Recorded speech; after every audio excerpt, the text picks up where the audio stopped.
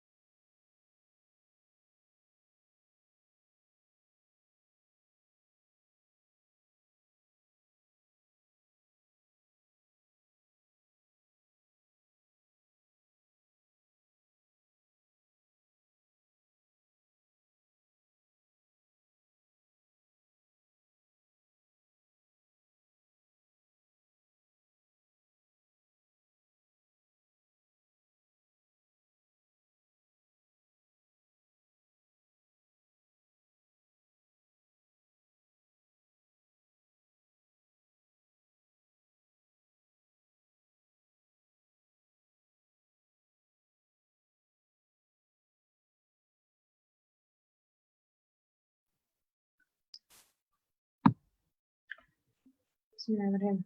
Halo, selamat pagi, sahabat Sanpro. Propolis hari ini, alhamdulillah hari ini kita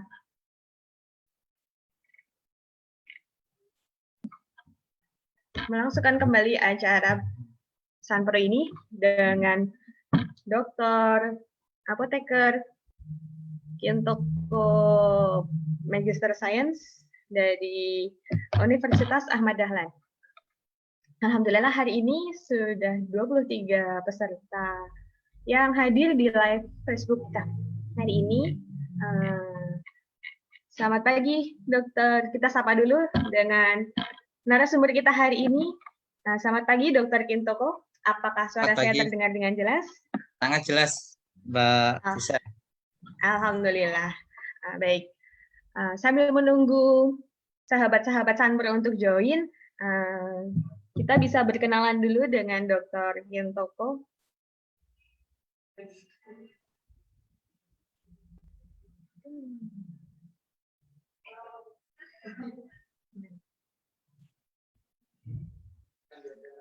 Baik, acara hari ini alhamdulillah bisa kita hadiri bersama-sama di acara yang cukup cerah untuk di daerah Jakarta ini. Bagaimana dengan di daerah Jogja, Dokter? Apakah cuaca cukup mendukung hari ini? Cerah mendung sedikit lah. Ya. Cerah mendung sedikit. Tadi malam hujan deras. Oh, alhamdulillah hujan deras. Sama di Jakarta dan sekitarnya juga mulai hujan pukul 18 sampai pukul 20, Dokter. Ya. Bagaimana cuaca Jogja hari ini? Alhamdulillah sejuk ya. Oh iya. Mendung tipis. Oh ya, bertanya soal kabar yang saat ini, beberapa hari yang lalu di Provinsi Jawa Timur, yaitu Gunung Semeru, kita mendengar berita bahwa ada sahabat-sahabat kita di sana, ada saudara-saudara kita di sana yang sedang terkena musibah erupsi Gunung Semeru. Apakah di Jogja dalam kondisi aman, Dokter, sejauh ini? Alhamdulillah ya, aman, alhamdulillah. Apakah ada dampak dari erupsi Semeru? Secara langsung tidak sih, nggak sampai ya. Tapi mungkin karena sering hujan, mungkin kemungkinan ya barangkali ada dampaknya. Tapi yang jelas abu dan sebagainya nggak nyampe. Tidak sampai Jogja ya, Dokter ya. Cuman hujan ya yang besar. Hujan yang cukup deras ya. Dan ya deras sekali ya. Alhamdulillah. Baik, di acara Sanpro ini mau sedikit membahas tentang Jogja juga. Beberapa hari yang lalu 2 minggu yang lalu saya juga ke Jogja. Lumayan disambut dengan hujan setiap hari. Ya. Jadi saya alhamdulillah sejuk, tapi cukup sulit untuk kemana-mana karena harus menggunakan kendaraan tertutup ya. Sanpro alhamdulillah untuk membahas tentang kesehatan sahabat-sahabat Sanpro hari ini, terutama di Indonesia yang sedang masuk musim hujan. Mungkin kita akan sapa dahulu sahabat-sahabat Sanpro yang sudah bergabung hari ini. ada Bapak Slamet Fitriadi hadir, kemudian Ibu Akmar Ajmi dari Sukabumi, alhamdulillah. Apa kabar Ibu? Apa kabar juga Sukabumi? Ini ada dari Indonesia Timur, ada Ibu Yanuddin Nurul Khalifah dari Kendari. Apa kabar Kendari? Bagaimana cuaca Kendari hari ini? Kemudian ada dari Indonesia Barat, yaitu ada dari Riau dengan Uswatun Hasanah. Apa kabar dengan cuaca Riau hari ini? Apakah sama seperti Pulau Jawa yang mendung dingin di Jakarta dan di Jogja hari ini?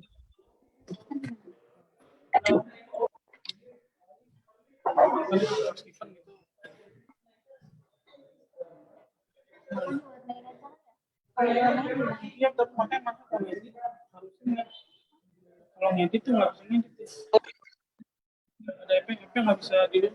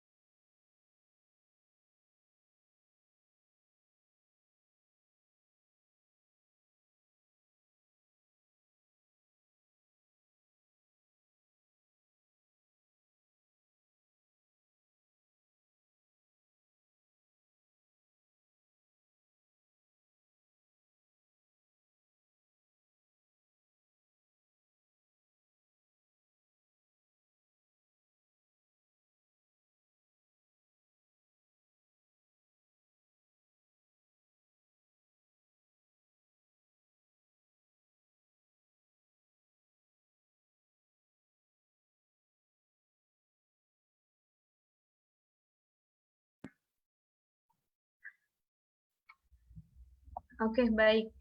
Alhamdulillah setelah kurang lebih 10 menit kita menunggu sahabat-sahabat Sanpro untuk join beserta kita di acara live Facebook hari ini. Mungkin untuk mempersingkat waktu kita bisa langsung memberikan waktu dan kesempatan untuk materi hari ini. Semoga materi yang akan disampaikan bermanfaat untuk kita semua. Silakan, waktu dan tempat saya persilakan. Baik, terima kasih Mbak Tisya. Sahabat-sahabat Sanpro, Bapak Ibu semuanya, Assalamualaikum warahmatullahi wabarakatuh. Waalaikumsalam. Pertama saya ingin mengajak mari kita mensyukuri apa yang Allah berikan pada pagi hari ini, termasuk satu teknologi, yaitu nano yang diimplementasikan dalam suatu produk propolis yang disebut dengan Sunpro. Itu kesyukuran yang diharapkan membawa dampak kepada dunia kesehatan di Indonesia terutama. Yang kedua, salam dan sholawat semoga senantiasa dicurahkan kepada junjungan kita Rasulullah Muhammad SAW dan juga kepada kita semuanya. Baik, untuk mengawali perjumpaan ini, seperti tadi disampaikan oleh Mbak Tistia, saya adalah staf pengajar di Fakultas Farmasi Universitas Ahmad Dahlan. Adapun latar pendidikan saya, S1 saya dari Fakultas Farmasi Universitas Gadjah Mada, dan memang kebetulan saya fokusnya adalah mendalami tentang herbal. Jadi skripsi saya adalah tentang identifikasi senyawa aktif yang terdapat pada daun seledri waktu itu. Kemudian S2 di Universiti Kebangsaan Malaysia, dan saya juga fokus masih dengan herbal, yaitu mahkota dewa yang digunakan untuk terapi kanker atau kanker serviks. Itu penelitian saya. Lalu dilanjutkan ke jenjang pendidikan doktoral, saya mengambil di, orang bilang itu adalah memang induknya segala ilmu yang berkaitan dengan herbal, yaitu di China atau di Cina, dengan fokus penelitian disertasi saya terkait dengan zat aktif yang ada di dalam tumbuhan belimbing, belimbing buah, sebagai anti diabetes.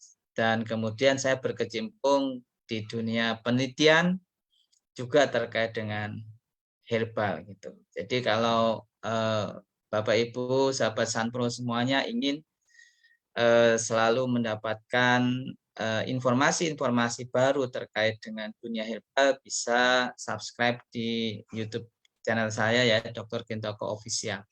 Di sana nanti banyak informasi yang bisa diperoleh. Baik, kesempatan ini saya pakai untuk menjelaskan terkait dengan propolis ya. Kalau dalam terminologi ilmu, propolis ini termasuk dalam istilah apiterapi ya. Apiterapi itu apa? Yaitu satu terapi yang menggunakan dasar dari produk-produk lebah ya, dari lebah dan turunannya. Artinya propolis salah satunya. Selain ada madu, bee pollen, ya, royal jelly, kemudian bahkan sengat, ya sengat. Jadi ada 5 aspek dalam dimensi apiterapi. Salah satunya adalah propolis. Dan dari sekian banyak jenis propolis ya yang ditentukan juga oleh dari mana propolis itu diperoleh ya, itu nanti membedakan atau mempengaruhi kualitas satu dengan yang lain. Nah, terlepas dari itu ada propolis yang dikembangkan dengan teknologi nano. Ya, yang kita sebut itu nanti adalah nanopropolis atau propolis dengan ukuran nano, salah satunya adalah Sunpro. Namun sebelumnya kita perlu mengetahui dulu ya bagaimana propolis ini berasal gitu ya. Jadi propolis ini tadi sudah saya sampaikan, ini bagian dari apiterapi ya. Apiterapi atau produk turunan lebah ya, selain madu ya, bee pollen, kemudian royal jelly ya, kemudian sengat lebah, itu ada propolis juga ya. Nah, bedanya kalau propolis ini berasal dari resin atau getah-getah yang ada di setiap tumbuhan. Jadi tumbuhan itu mengandung getah atau yang kita sebut sebagai eksudat, ya eksudat. Dan setiap eksudat dari suatu tumbuhan itu akan menentukan jenis propolisnya, karena diambil dari berbagai jenis getah dari berbagai jenis tumbuh-tumbuhannya. Terutama adalah bagian bunga dan pucuk ya yang dikumpulkan oleh lebah madu. Jadi lebah pun juga biasanya kita sebut ada istilah lebah madu dan lebah kelulut gitu ya, atau lanceng gitu. Nah, ini yang madu ya. Jadi ini adalah tadi yang saya sampaikan, komponen-komponen dalam turunan apiterapi itu adalah royal jelly ya. Kita bisa melihat ini bagian yang komposisinya atau kandungannya dalam setiap apa itu, kalau istilahnya ternak lebah itu glodok gitu. Itu royal jelly itu sedikit ya, karenanya royal jelly itu premium biasanya. Kemudian ada bee pollen ya, kemudian ada madu itu sendiri, dan termasuknya adalah lebahnya atau sengat ya. Nah, komposisinya bagaimana dari propolis yang masih mentah, maksudnya yang masih crude ya, yang kita ambil dari misalkan dari peternakan atau dari alam liar juga bisa ya. 35%-nya ini mengandung wax atau lilin, kita sebutnya seperti itu. Kemudian 5% benang sari, 10% ini mengandung minyak aromatik ya, atau kita sebut ini sebagai minyak-minyak yang bisa didestilasi sebagai minyak atsiri gitu. Biasanya ini komponen minyak-minyak ini lebih cenderung kepada komponen dari unsur terpenoid ya, sehingga rasanya rada-rada pahit gitu ya, karena dia mengandung senyawa jenis terpenoid. Kemudian elemen penting seperti magnesium, kalsium ya, atau kita sebut ini vitamin dan mineral. Ini kurang dari 5%.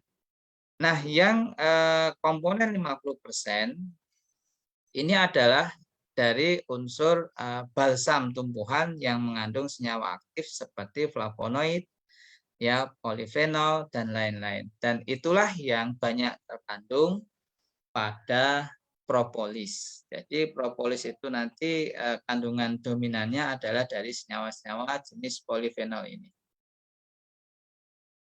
Berikutnya kita belajar sedikit ya tentang sejarah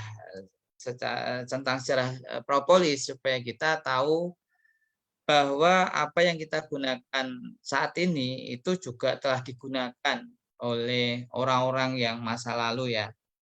Seperti pada peradaban Mesir kuno ya, yaitu 5.500 sebelum Masehi ya. Ini juga sudah menggunakan konsep pembalseman, menggunakan salah satunya komponen dari propolis ini. Kemudian masuk ke setelah 5.500 berarti berikutnya 350 ya sebelum Masehi. Ini di Yunani propolis adalah dianggap sebagai istilah ya penjaga kota yang itu menjaga sarang lebah dan lebah dari bakteri dan infeksi. Jadi konsepnya adalah ini protektif ya, jadi penjaga. Lalu 100 sebelum Masehi ini di kebudayaan Romawi digunakan untuk mengobati luka parah prajurit ya, perang karena tertusuk panah atau tombak ya yang dioleskan ke luka, lalu tutup dengan perban ya. Para wanita menggunakan untuk wajah dan untuk badan. Jadi di sini Romawi sudah menggunakan ya komponen-komponen dari propolis ini untuk luka gitu. Kalau dilihat tiga bangsa ini itu sebetulnya ini adalah cerminan dari bangsa-bangsa yang menggunakan dasar pengobatan yang disebut dengan Unani. Nah, mungkin kita pernah mendengar itu istilah Unani, yaitu adalah ada Romawi ya, ada atau biasa disebut sebagai Roma gitu, Yunani dan Mesir kuno. Ini adalah Unani. Termasuk kemudian di London sendiri 1600 ya, ini berarti abad 17 ya. Abad 17 ini official drug di London farmakope ya. Ini sudah dimasukkan di dalam farmakope tentang propolis tersebut. Itu sejarahnya. Lalu manfaatnya untuk apa? Jadi yang pertama promotif ya. Promotif itu adalah meningkatkan kesehatan. Nah, kaitan dengan tema kita hari ini yaitu bagaimana penggunaan propolis di masa seperti saat ini ya, masa musim penghujan yang sebelumnya diawali biasanya dengan masa pancaroba ya, antara panas, dingin, ekstrim yang ini bisa mempengaruhi kesehatan kita. Maka satu-satunya ilmu yang berkembang di Indonesia salah satunya itu penyakit tropis, istilahnya gitu, tropical disease. Nah, tropical disease atau penyakit tropis seperti batuk, ya, pilek, kemudian ada diare dan sebagainya, demam berdarah, malaria dan seterusnya itu disebabkan karena adanya situasi atau kondisi yang ekstrim, ya, antara panas dingin dan itu bisa cegah dengan penggunaan komponen-komponen dari tumbuh-tumbuhan termasuk dengan propolis atau kombinasinya. Jadi bisa nanti sahabat Sanpro bisa melakukan suatu teknik-teknik terapi kombinasi atau penggunaan propolis secara tunggal juga bisa ya. Dalam upaya promotif, preventif ya, atau kuratif ya pada kasus-kasus yang kondisinya itu dari patologis itu kondisi sakit menjadi kondisi kembali normal. Itu berarti pendekatannya adalah kuratif. Ya, kuratif. Sedangkan kalau dia sehat, makin sehat, terus sehat, tetap sehat, nah itu kondisi bugar. Nah, biasanya kondisi kebugaran atau seseorang yang bugar itu jarang atau tidak mudah jatuh sakit gitu. Nah, itu salah satunya dilakukan upaya yang disebut dengan promotif atau preventif. Kemudian ada juga yang disebut dengan rehabilitatif. Jadi istilah-istilah ini barangkali istilah-istilah yang mungkin di antara sahabat Sanpro masih ada yang belum bisa membedakan istilah ini. Memang ini disebut dengan istilah-istilah berkaitan dengan upaya kesehatan gitu. Jadi ini upaya kesehatan, ada promotif meningkatkan kesehatan, preventif mencegah penyakit, kuratif mengobati penyakit, dan rehabilitatif itu mengembalikan pada kondisi yang sebelumnya mengalami kerusakan katakanlah kemudian kembali menjadi normal. Ini misalkan pada kondisi luka gitu ya, luka kemudian kita tetes dengan propolis kemudian lukanya tersebut menutup gitu. Nah, beberapa kajian farmakologi ini ilmu yang belajar tentang masalah obat-obatan ya. Di sini disebutkan propolis ini memiliki kemampuan sebagai imunomodulator. Imunomodulator itu berarti dia bisa memodulasi sistem imun kita. Memodulasi itu berarti bisa juga menekan, bisa juga meningkatkan ya, bisa juga mendampingi yang disebut dengan adjuvan, imunoadjuvan. Saya kasih contoh mengenai imunoadjuvan ini contohnya ya, dan nanti kita bisa terapkan ya, misalkan penggunaan vaksin HIV/AIDS ya itu dikombinasikan dengan sekualen. Nah, sekualen itu posisinya sebagai imunoadjuvan. Pertanyaannya, mungkinkah ya propolis itu sebagai imunoadjuvan terhadap kasus-kasus atau terhadap program-program yang vaksinasi yang sekarang sedang dikembangkan.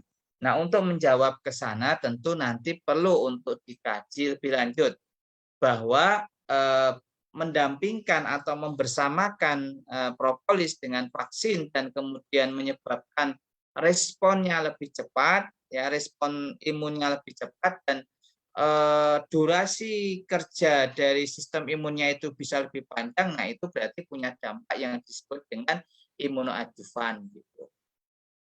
Lalu antiinflamasi itu adalah peradangan.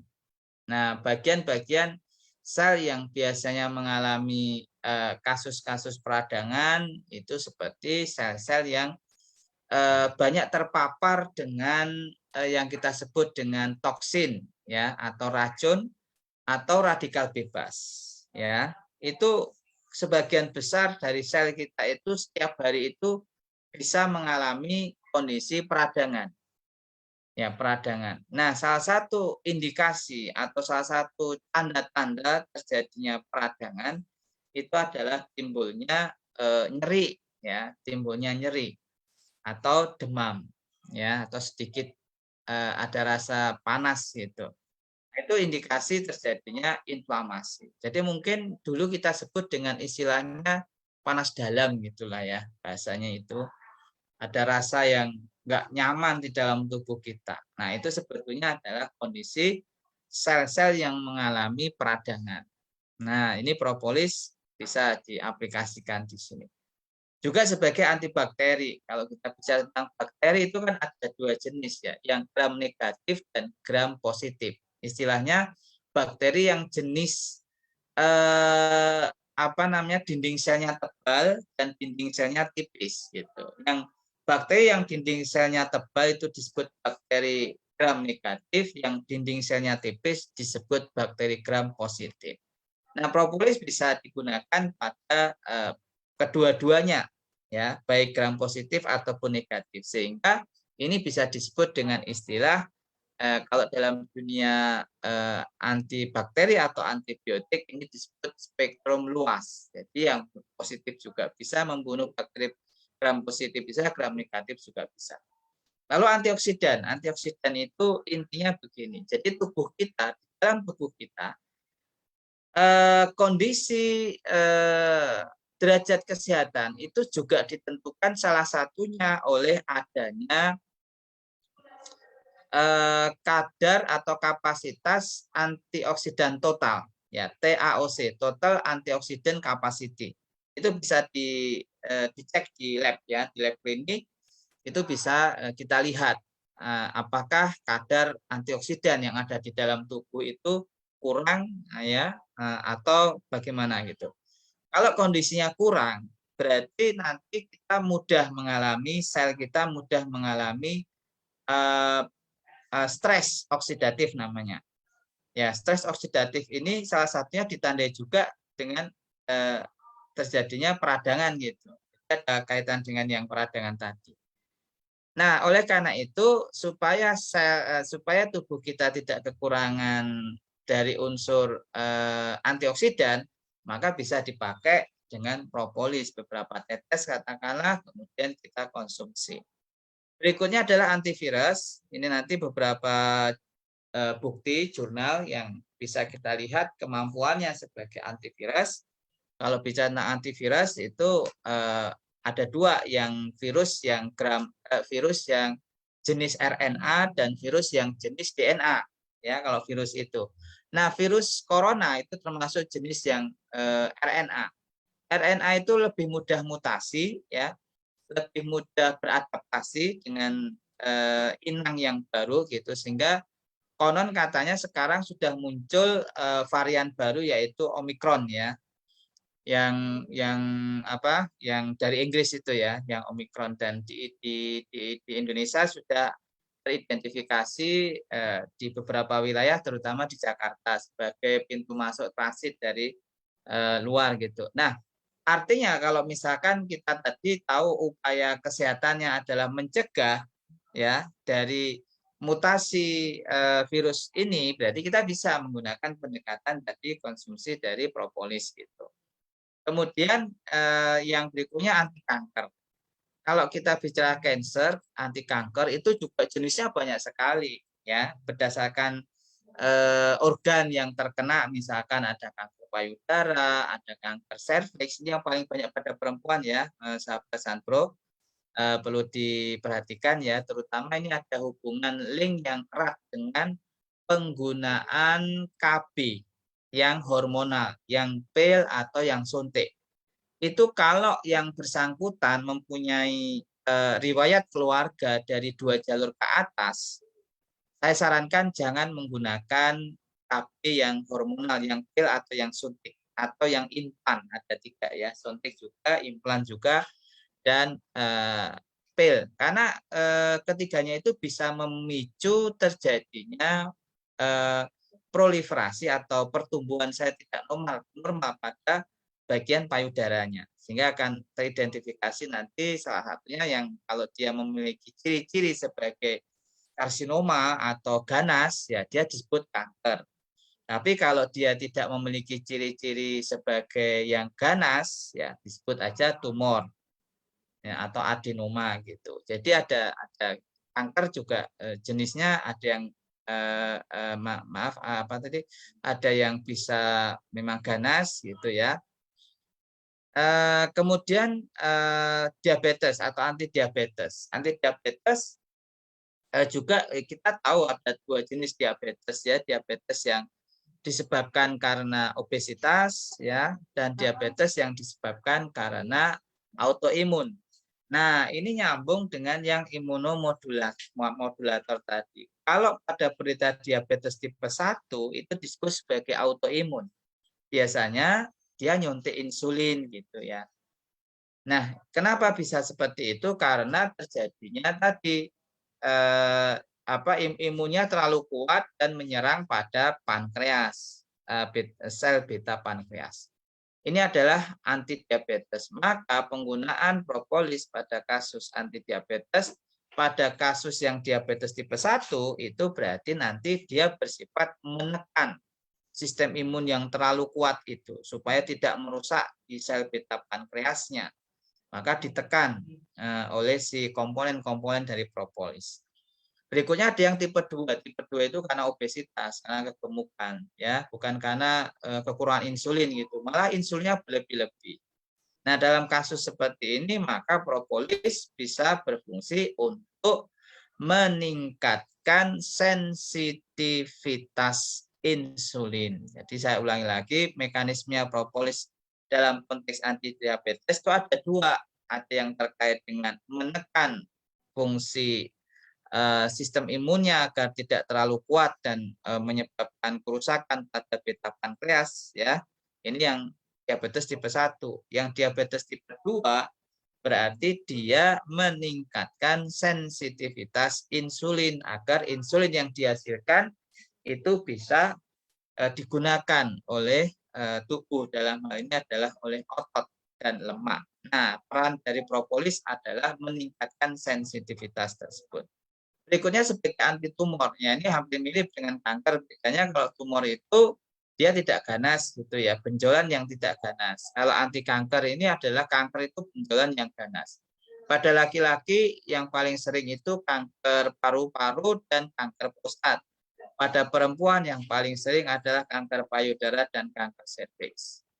Baik, mari konsep perkembangan teknologi untuk pemanfaatan propolis.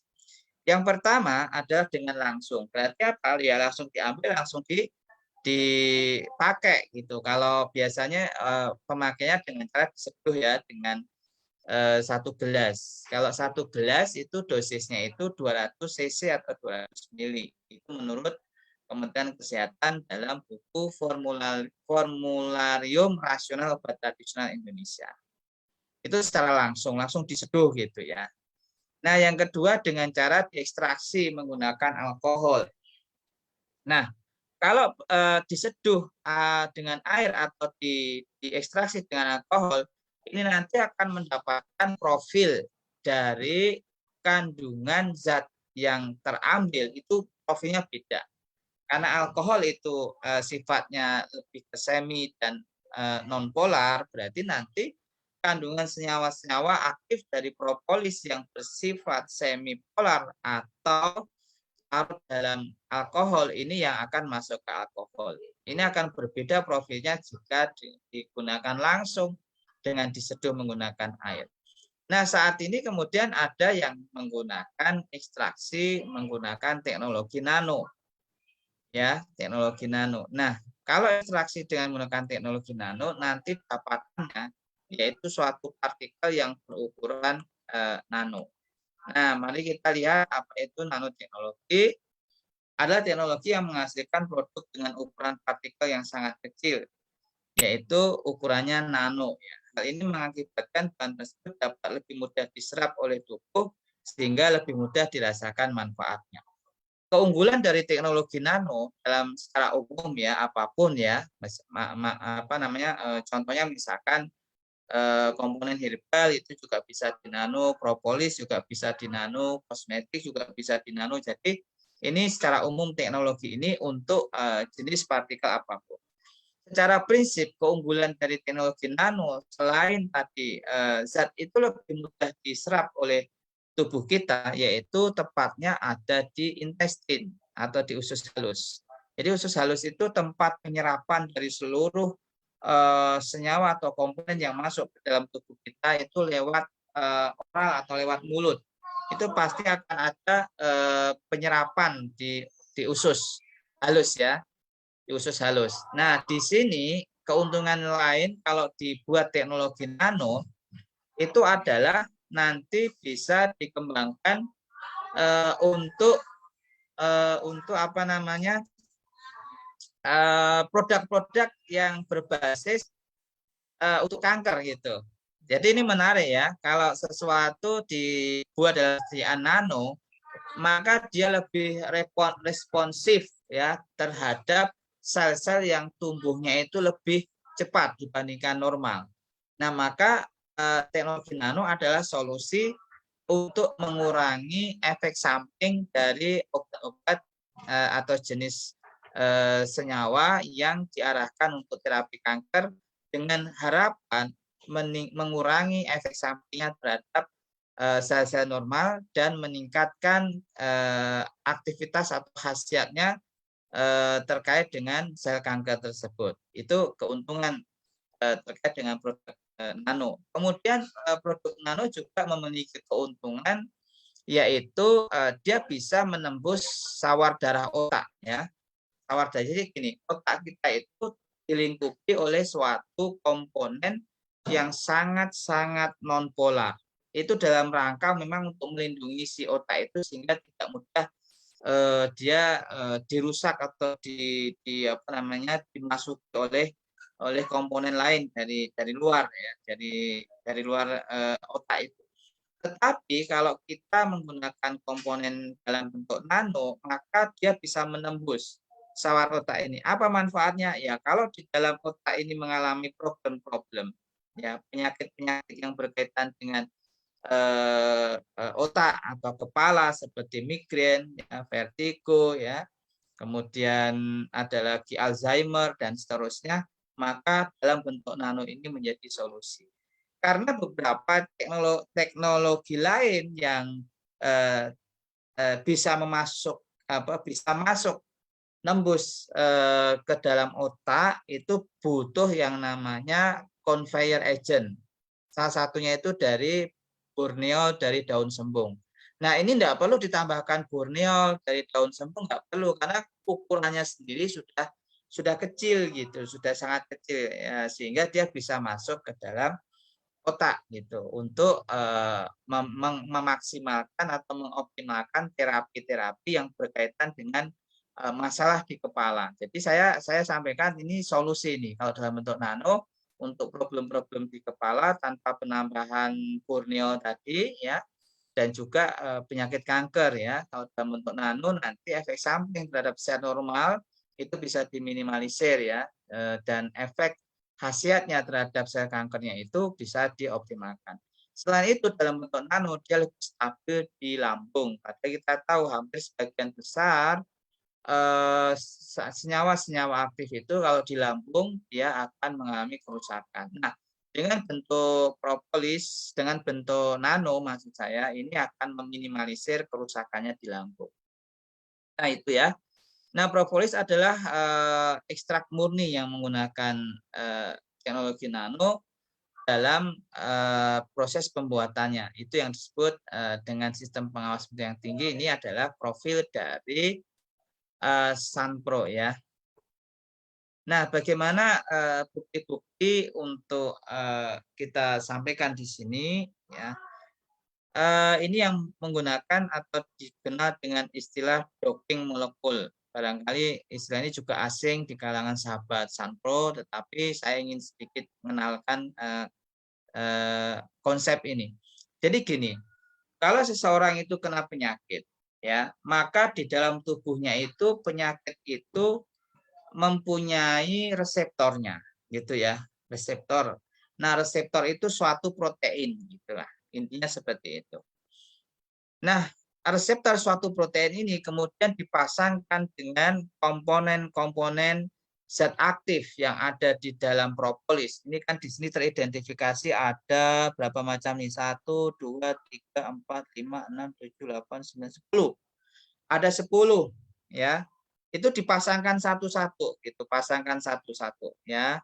Nah, itu caranya menggunakan suatu software atau suatu model simulasi berbasis komputer, disebut dengan istilah docking molekul tadi. Nah, nanti yang semakin negatif nilai yang dimiliki ya komponen zat aktif dalam propolis itu menunjukkan ikatan antara si zat aktif dengan reseptor protein pada penyakit tersebut atau sumber penyakit tersebut itu semakin kuat gitu. Karena dia semakin kuat berarti menunjukkan aktivitas atau khasiatnya. Kita lihat di sini ada 10 jenis komponen yang ada di dalam Sunpro atau di dalam nanopropolis ini. Maka ada beberapa yang ikatannya sangat kuat seperti genistein ya daizin ini kuat sekali, dia minus 8,3. Artinya apa? Artinya komponen propolis yang mengandung tadi 2 senyawa tersebut ada di dalam produk Sunpro itu membuktikan adanya potensi dia sebagai antivirus. Dalam hal ini adalah yang sekarang terjadi COVID yang dan sudah bermutasi varian baru tadi saya sebutnya yang dari Inggris tadi.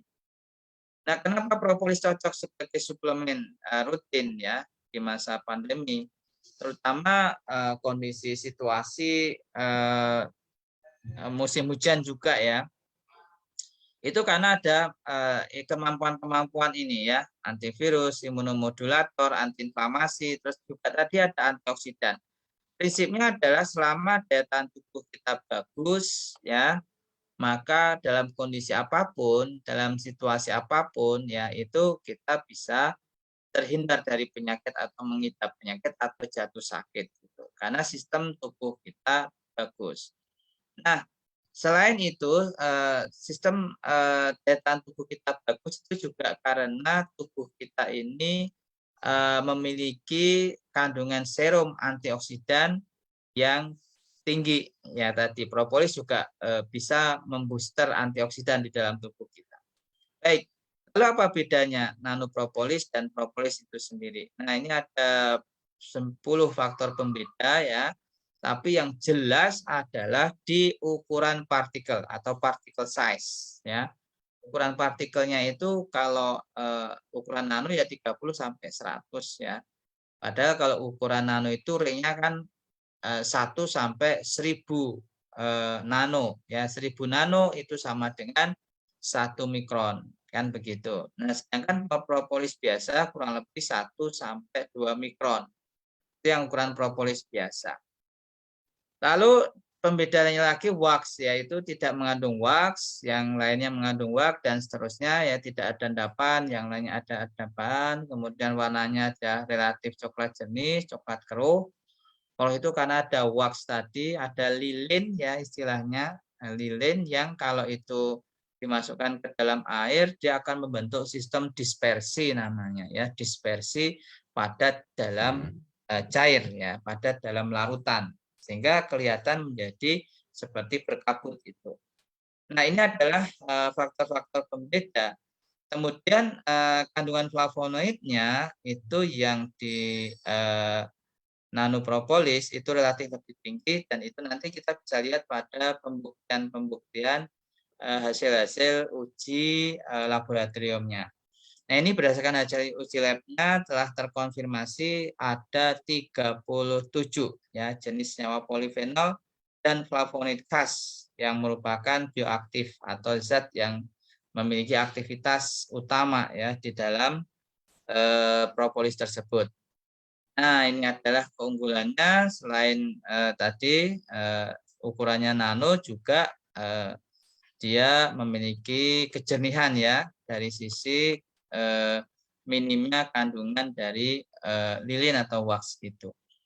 Kemudian hasil screening senyawa flavonoid dan polifenol propolis ini bisa kita lihat dari data di sini. Ini adalah kimia banget ya. Jadi intinya kalau hasil screening itu untuk membuktikan saja lah bahwa memang di situ ada zat aktifnya gitu.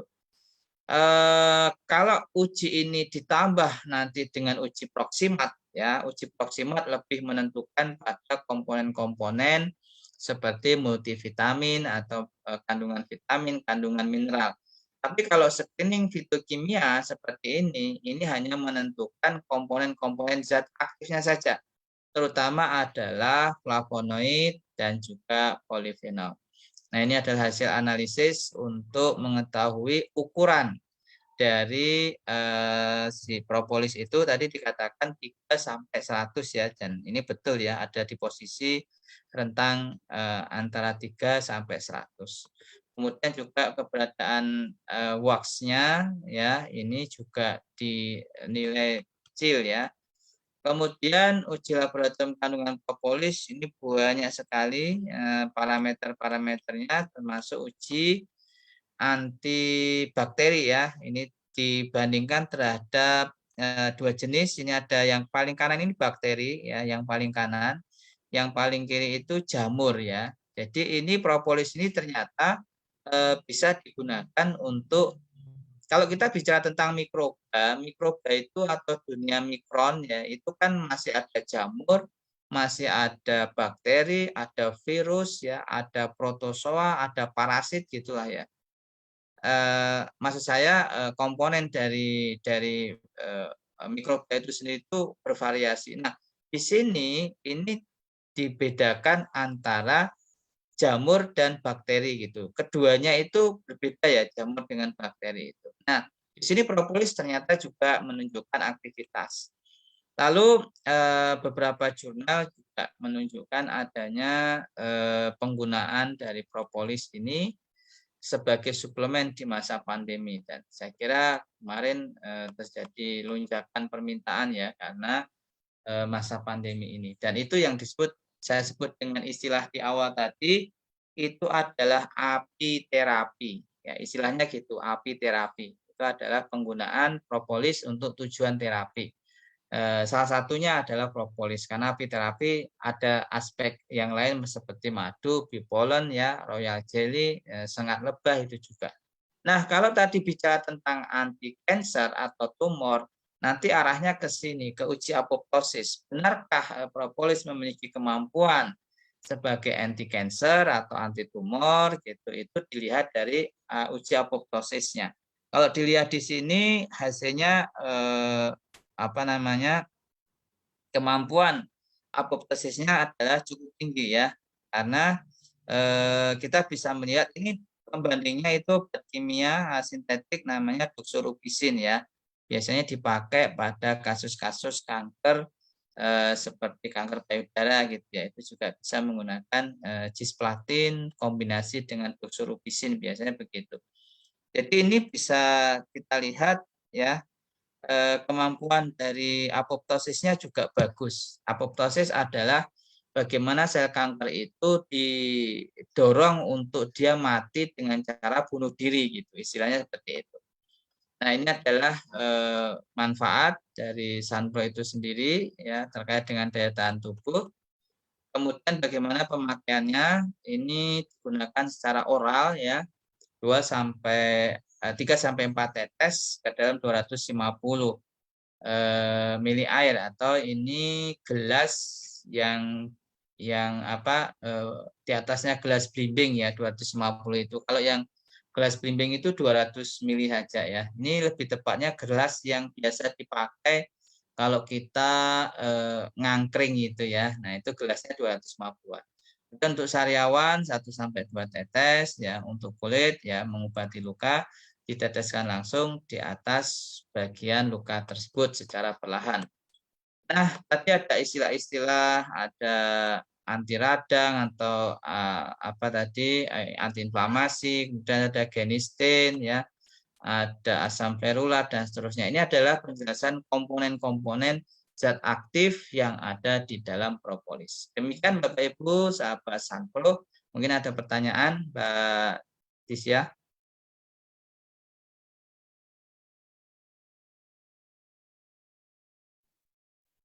Oke, baik. Terima kasih Dr. Kintoko atas penjelasannya hari ini. Oke, sahabat-sahabat Sanpro, bagaimana materi yang telah disampaikan oleh Dr. Kintoko hari ini? Apakah ada pertanyaan, ada beberapa kasus-kasus di sahabat-sahabat Sanpro yang akan ditanyakan untuk Dr. Kintoko? Bisa disampaikan di chat live Facebook kita di Sanpro Propolis. Atau mungkin mulai dari saya, dokter ya, ada beberapa pertanyaan dari sahabat Sanpro yang sering sekali ditanyakan. Untuk Sanpro Propolis, apakah boleh digunakan untuk penggunaan di mata, di telinga, di tetes hidung, ataupun hanya boleh digunakan di mulut saja? Begitu, dokter. Ya, kita merujuk kepada ketentuan umum dari Badan POM yang terkait dengan bentuk-bentuk sediaan. Jadi kalau pemakaian di mata, kemudian di hidung, di telinga dan sebagainya secara langsung itu ketentuannya ada tidak boleh. Maka caranya bagaimana? Ya, itu tidak secara langsung gitu. Karena kalau syarat secara langsung itu langsung diteteskan pada bagian tersebut, itu berarti produknya itu harus steril. Harus steril.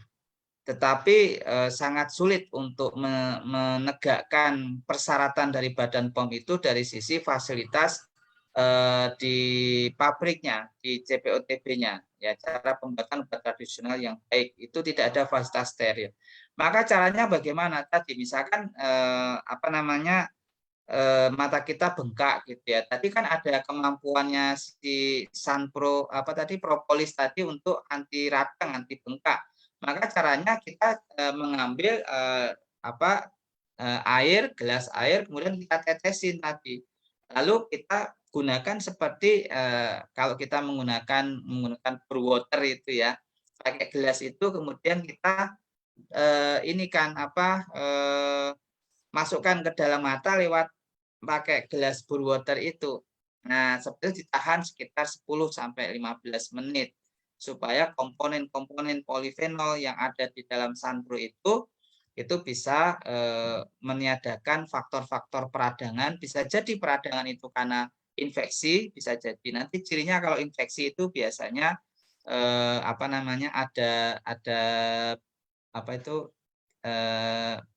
kalau dalam bahasa Jawa itu bloboen gitu. Jadi ada itu kotoran-kotoran matanya itu yang warna agak kekuningan itu kemungkinan terjadi faktor infeksi ya. Kemudian juga ada faktor nyeri biasanya karena peradangan. Nah, itu caranya seperti itu. Jadi bukan langsung diteteskan ya, karena saya tidak merekomendasikan dalam konteks ini sesuai dengan peraturan dari Badan POM. Posisi saya adalah sebagai seorang akademisi sehingga saya menunjukkan cara yang boleh itu adalah dengan ditambahkan ke dalam satu media ya. Tadi katanya tadi saya jelaskan sekitar 200 atau 250, terus itu kita pakai untuk merambang di bagian mata kita. Seperti itu Mbak Tisya. Oke, baik. Terima kasih penjelasannya Dr. Kintoko. Ada beberapa pertanyaan lagi yang sering disampaikan oleh sahabat Sanpro kita. Apakah penggunaan obat herbal, apakah penggunaan Sanpro ini sebagai suplemen kesehatan boleh digunakan bersama dengan terapi pengobatan dengan bahan kimia, dokter, obat-obat kimia? Contohnya adalah penderita adalah penderita hipertensi, penderita diabetes, penderita TBC. Bagaimana terapi penggunaannya, dokter? Dokter, terima kasih. Ya. Saya ingin berikan ilustrasi sebagai komparasi atau perbandingan. Dokter-dokter spesialis dalam, terutama subspesialis paru-paru, ketika menterapi pasiennya yang mengalami TBC, kemudian dia kasih obat kimia sintetik rifampicin, ya rifampicin, itu yang terjadi beberapa mengalami penurunan kadar albumin, lalu juga mengalami kerusakan pada fungsi hati, ya, kemudian mengalami mual muntah, begitu ya. Ini yang terjadi sesungguhnya, ya, efek-efek samping dari vampisin itu. Lalu si dokter spesialis ini, karena saya punya kenalan ya di Surabaya gitu, dia ternyata campurkan satu produk yang komposisinya adalah temulawak, ya, kemudian jahe, dan satu lagi itu albumin itu sendiri atau cana, ya, ikan gabus, ikan kutuk. Nah, kemudian dia nyarankan kepada pasiennya itu dikonsumsi bersamaan dengan konsumsi rifampicin. Nah, pertanyaan saya, ternyata ada praktek-praktek di medis yang juga mencampurkan atau mengkombinasikan lebih tepatnya antara komponen-komponen dari herbal atau alami dengan obat sintetik. Ini dalam kasus terapi TBC dengan rifampicin. Nah, pertanyaan tadi, apakah boleh atau ada potensi propolis dikombinasi? Ya, ada potensi gitu.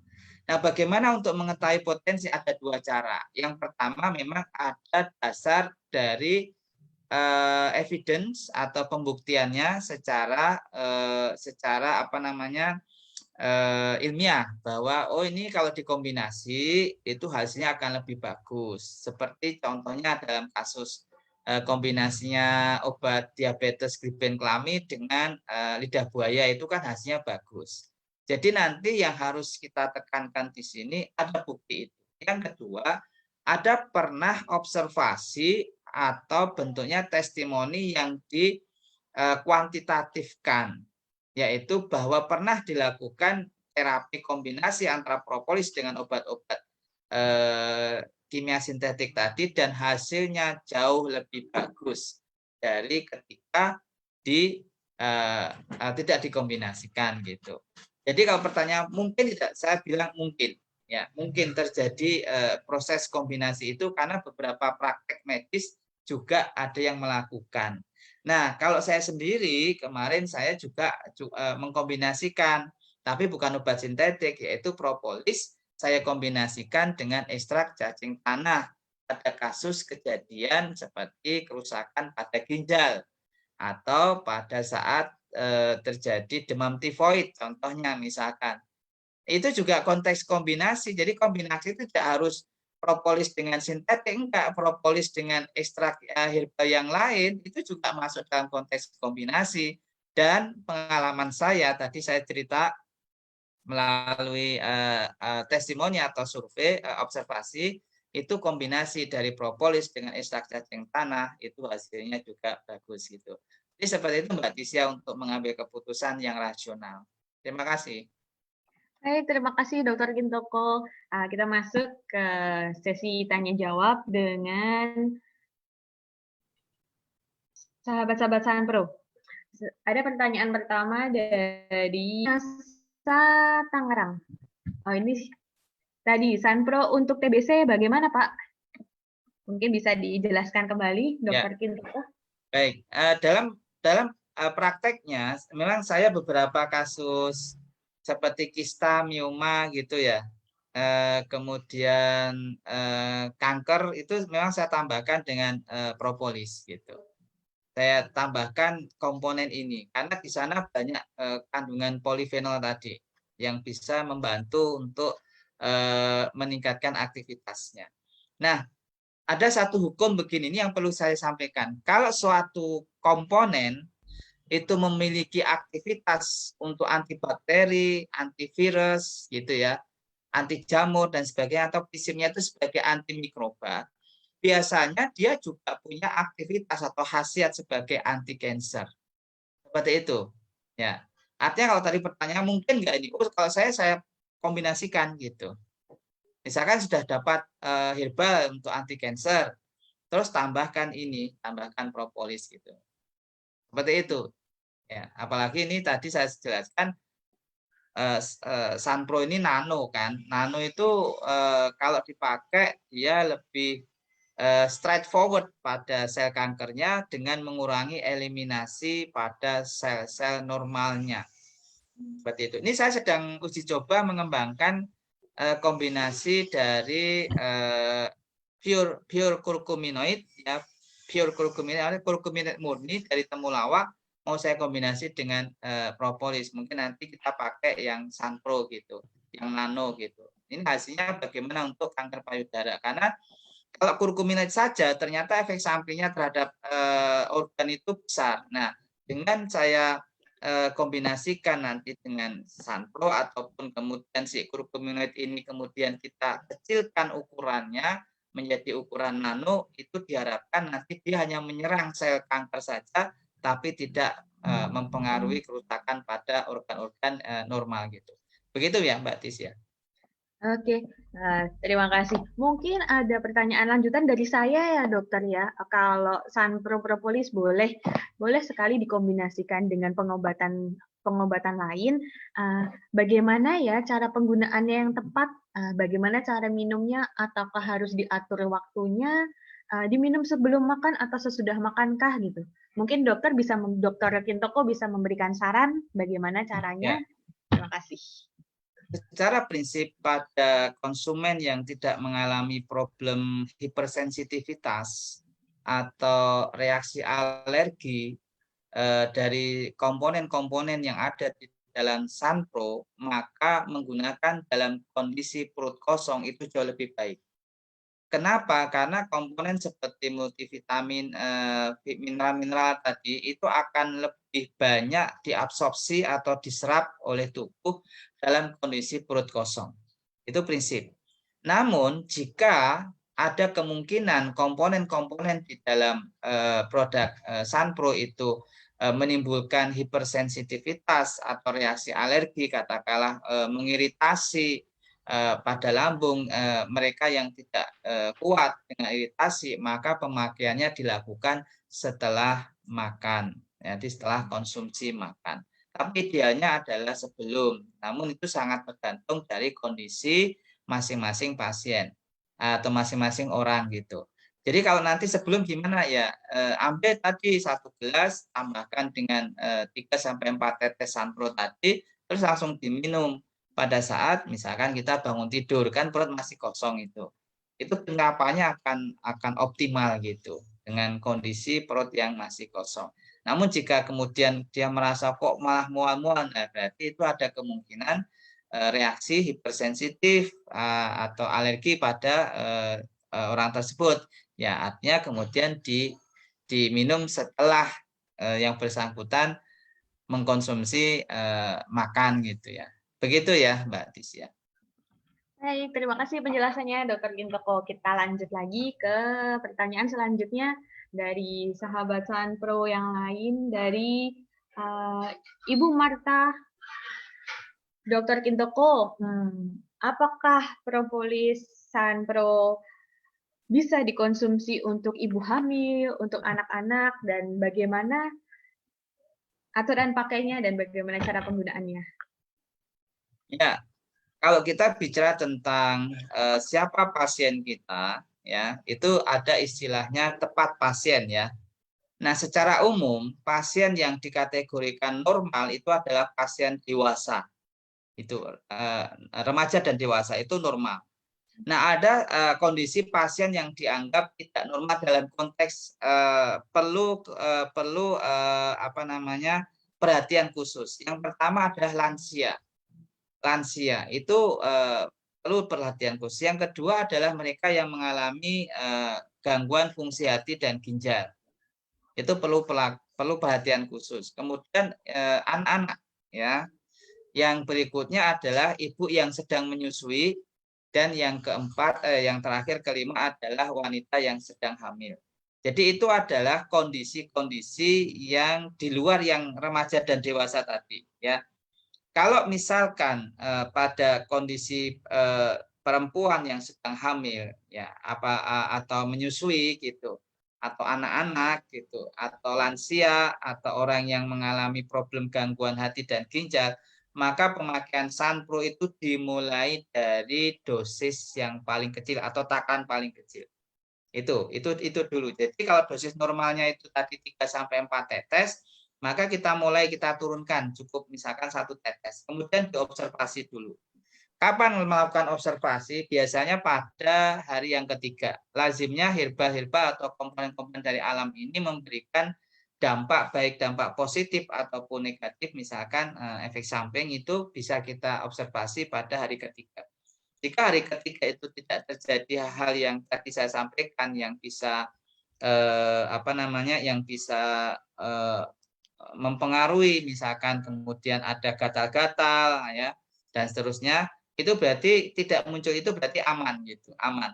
Nah, khusus untuk kondisi ibu yang hamil itu ada uji namanya teratogenik.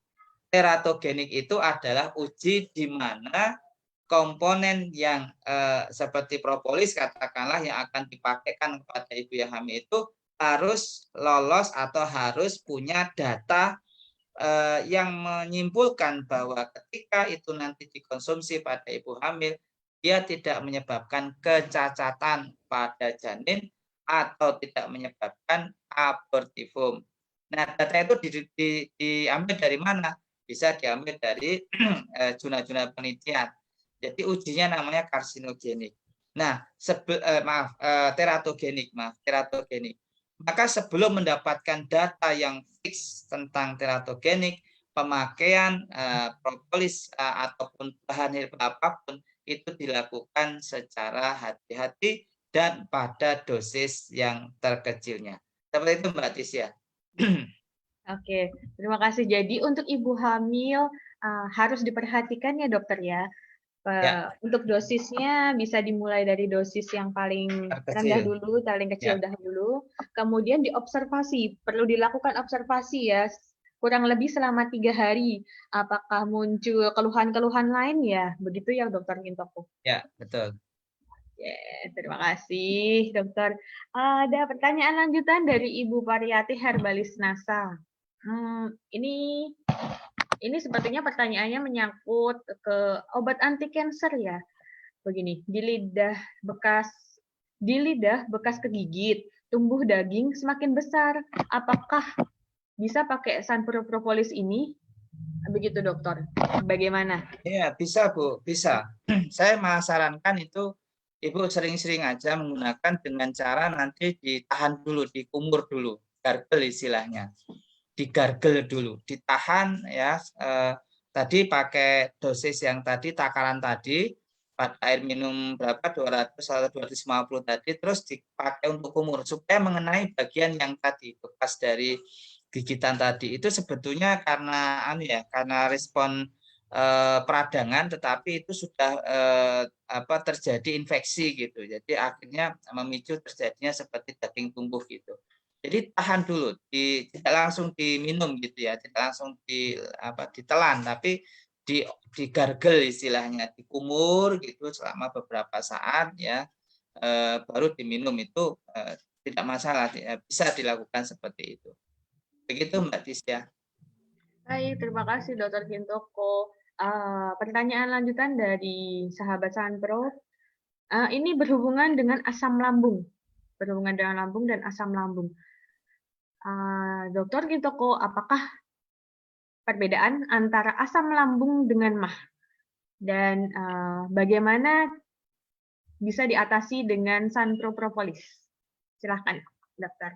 Ya, jadi gini, kalau kita bicara tentang penyakit gangguan pada saluran pencernaan, lambung dan intestin atau gastrointestinal istilahnya ya, itu jenisnya banyak ya, Jadi itu digebiah uyah atau generalisasi, ada yang disebut dengan gastritis gitu ya. Gastritis itu peradangan ya pada bagian lambung ya kalau gastritis. Kalau bagian usus namanya kolitis.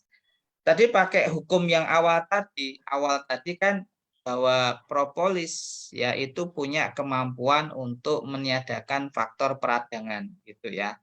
Jadi faktor peradangan. Nah, penyebab peradangan pada lambung itu bisa dipicu salah satunya oleh asam lambung gitu atau asam HCl gitu. Nah, sehingga kalau saran saya pada kasus gastritis atau keluhan pada lambung ini bisa dikombinasi gitu. Kombinasi untuk meniadakan atau menetralkan komponen-komponen yang berupa asam di dalam lambung kita. Nah, komponen-komponen itu harus bersifat basa atau istilahnya asam ketemu basa sama dengan netral. Itu kan hukum reaksi gitu ya, reaksi kimia asam ketemu basa sama dengan netral. Jika antara si asam dengan basanya itu sama-sama kuat gitu. Nah, di sini memang Sunpro atau propolis itu tidak punya pH yang ke arah basa, sehingga nanti kombinasinya bisa menggunakan misalkan Sunpro ditambahkan atau dikombinasi dengan misalkan menggunakan tepung pisang batu. Nah, tepung pisang batu itu kaya dengan kandungan magnesium hidroksida atau yang menetralkan asam lambung, karena asam lambungnya yang menyebabkan yang bersangkutan mengalami peradangan. Sedangkan radangnya itu sendiri bisa diterapi dengan Sunpro gitu, bisa diterapi dengan propolis. Gitu. Jadi logikanya seperti itu, Mbak Tisya. Oke, baik. Terima kasih Dokter Kintoko atas penjelasannya. Kita masuk ke sesi pertanyaan selanjutnya dari customer. Dari sahabat Sunpro. Untuk propolis Sunpro, usia berapakah aman digunakan untuk bayi? Begitu, dokter. Ya, pada kasus bayi yang masih menyusui 6 bulan, berarti kurang dari 6 bulan, maka pemakaian Sunpro itu lewat ibunya.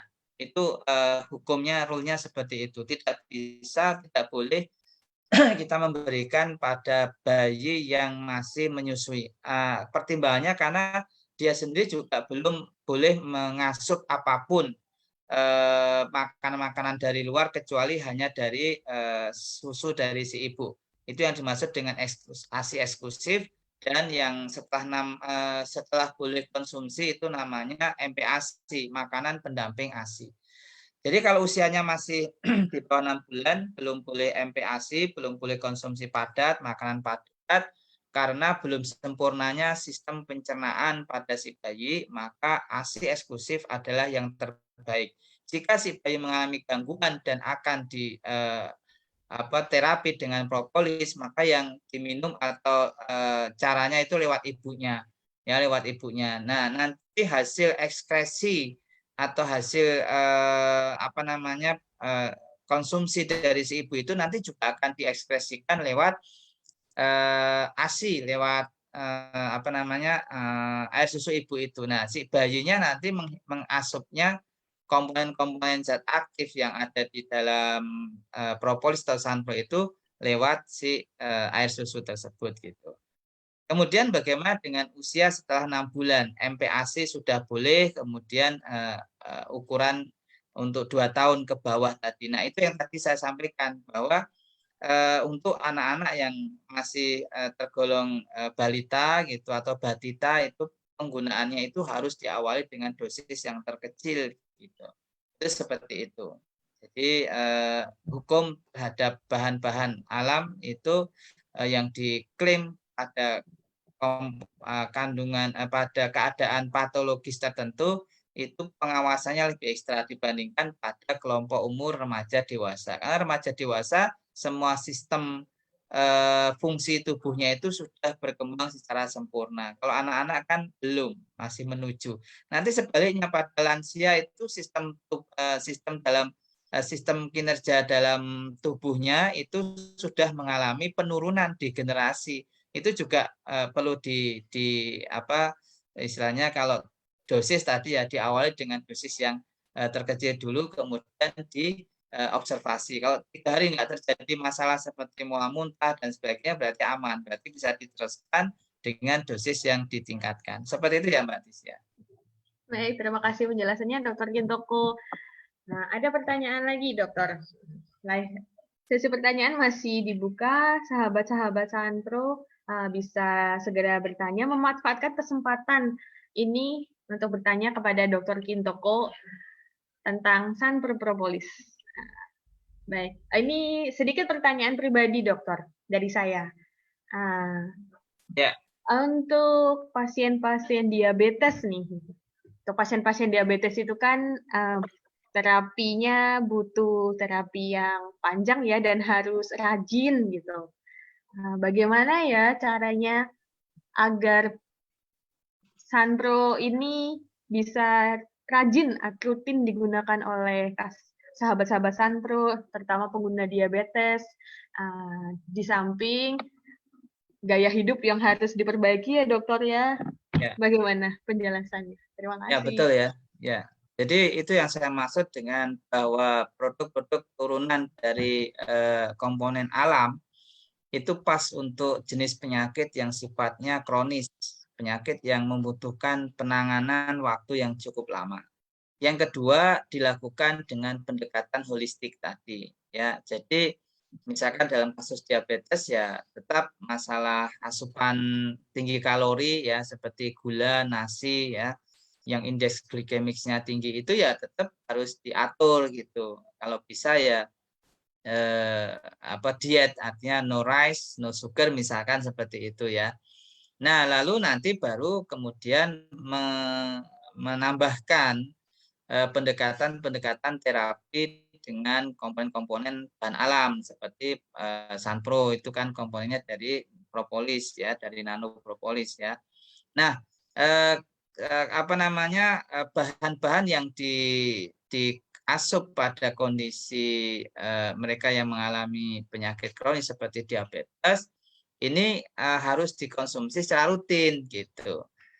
Misalkan pagi, petang, atau pagi, siang, malam, misalkan seperti itu. Dan menggunakan takaran dosis atau takaran pemakaiannya itu sesuai dengan optimasi hasil. Artinya kalau pernah dilakukan pengujian dosis yang tepat pada penderita atau pada kondisi diabetes, maka itu yang dipakai. Intinya kalau kita menggunakan satuan tetes ya itu harus dipahami ada satuan internasional di mana 1 tetes sama dengan 1 mili sama dengan 20 tetes gitu ya. 1 mili sama dengan 20 tetes. Nah, untuk produk-produk yang berteknologi nano saya kira tidak harus sebanyak dosis pada yang bukan nano karena memang kita membandingkan dalam sisi kemampuannya untuk bisa diabsorpsi itu lebih bagus yang partikel size-nya lebih kecil gitu. Jadi prinsip-prinsipnya adalah tetap menggunakan pendekatan holistik untuk kasus diabetes, kemudian konsumsi dari produk-produk dari bahan alam, terutama adalah tadi Sanpro itu dilakukan secara rutin. Lalu diamati progres terapinya pada 3 hari, 7 hari, 14 hari, 21 hari, sampai yang paling lama adalah 3 bulan. Nah, dalam rentang waktu itu kita lihat kalau profil penurunan kadar gula darahnya sudah menunjukkan kondisi yang bagus, maka kita bisa mempertahankan pola hidup yang sehat ya dengan tetap mengkonsumsi produk-produk herbal pada frekuensi yang lebih kecil atau frekuensinya kita turunkan. Kalau yang tadinya itu untuk pengobatan 3 kali, kalau untuk maintenance bisa 1 kali misalkan. Itu prinsip-prinsip dalam pengobatan herbal seperti itu Mbak Tisya.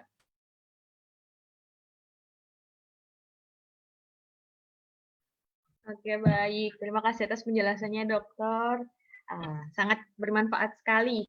Sangat bermanfaat sekali untuk saya, terutama karena sedikit cerita, ayah saya memang juga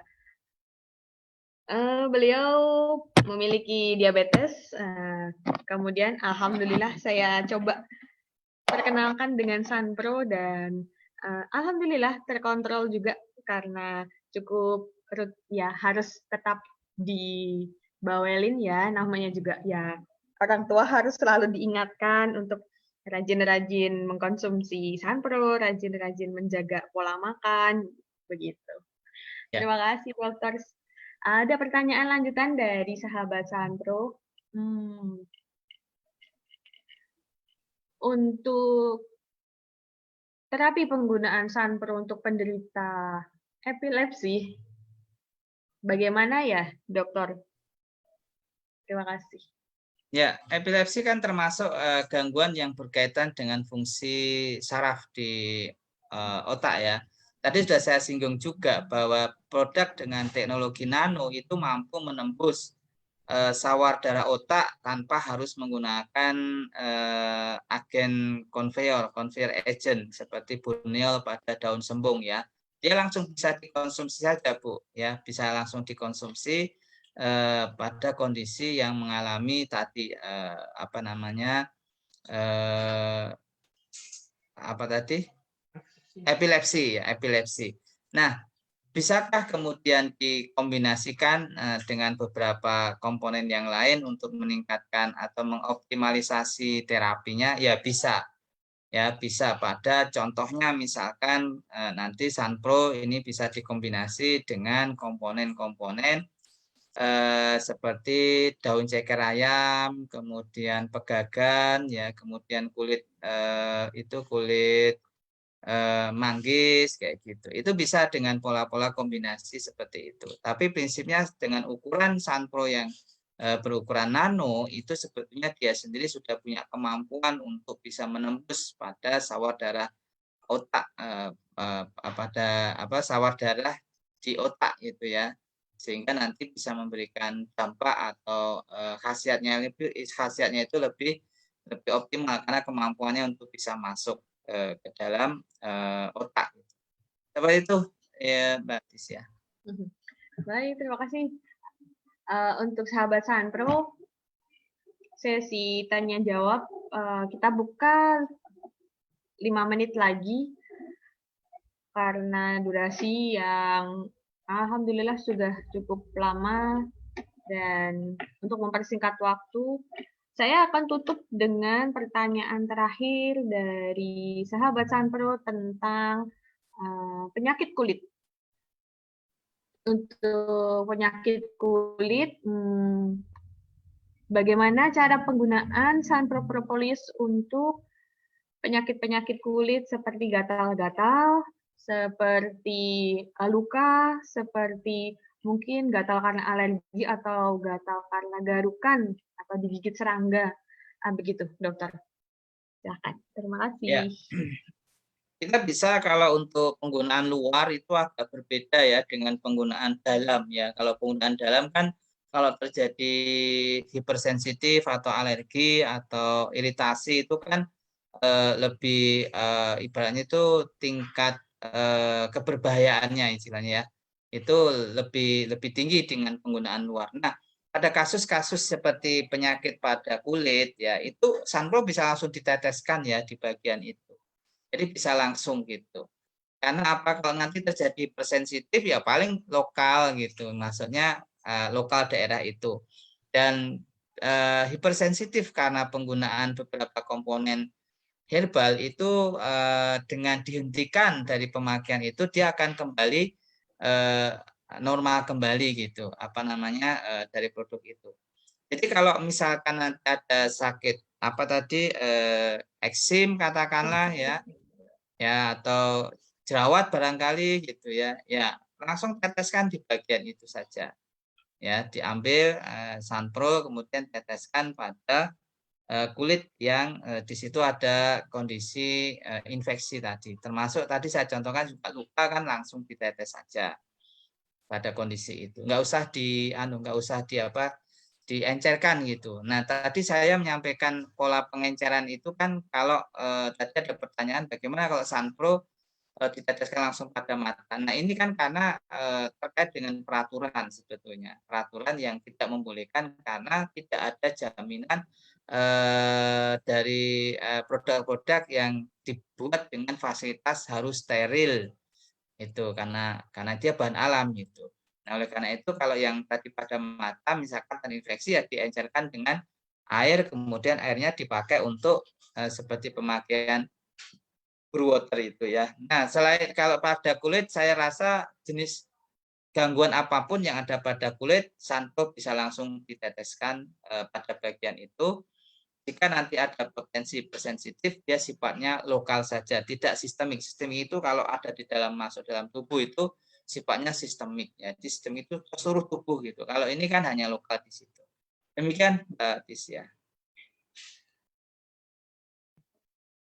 Baik, terima kasih penjelasannya Dr. Kintoko. Terima kasih sahabat Sunpro. Baik, hari ini sesi live Facebook dengan Dr. Kintoko akan segera kami tutup.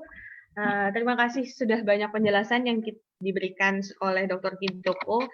Alhamdulillah banyak sekali input-input. Saya boleh closing statement sebentar. Oke, boleh saran-saran dari Dr. Kintoko. Jadi ini berdasarkan pengalaman bahwa dan juga beberapa hasil penelitian tadi, Sunpro ini memang atau secara umum propolis ya, terutama yang produk nano yaitu Sunpro ini perlu didorong kaitan dengan untuk penyakit-penyakit degeneratif ya, terutama kanker. Itu saya mendapatkan yang saya gunakan ya di dalam praktek itu kombinasi dengan propolis itu memang hasilnya lebih bagus, lebih cepat itu. Nah, adapun jenis penyakit-penyakit yang lain dan sebagainya tadi sudah saya sampaikan, untuk ibu hamil, anak-anak dan sebagainya sudah saya sampaikan. Semoga itu menjadi pertimbangan-pertimbangan rasional kita ketika kita akan menggunakan suatu produk. Tetapi saya tadi sampaikan bahwa produk teknologi nano secara umum dia punya keunggulan dibandingkan yang bukan teknologi nano. Itu yang menjadi catatan saya. Terima kasih. Assalamualaikum warahmatullahi wabarakatuh. Terima kasih. Waalaikumsalam warahmatullahi wabarakatuh.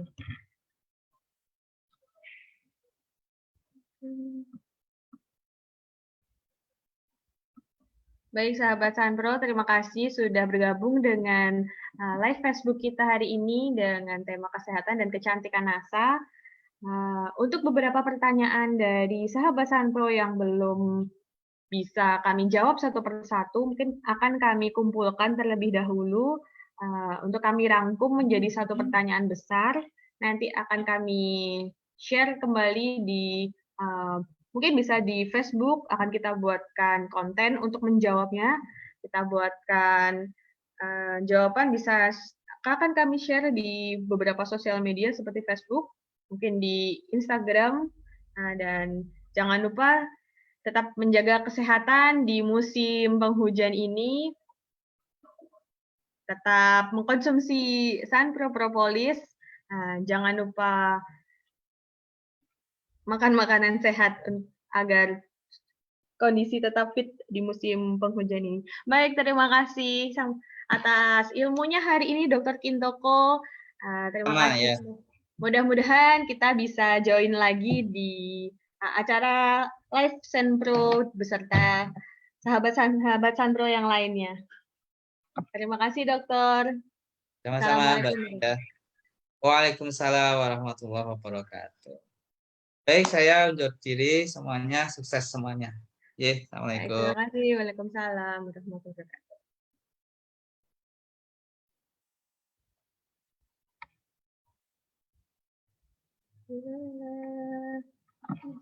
Sudah. Alhamdulillah. Yang ikut berapa orang, Mbak? Banyak.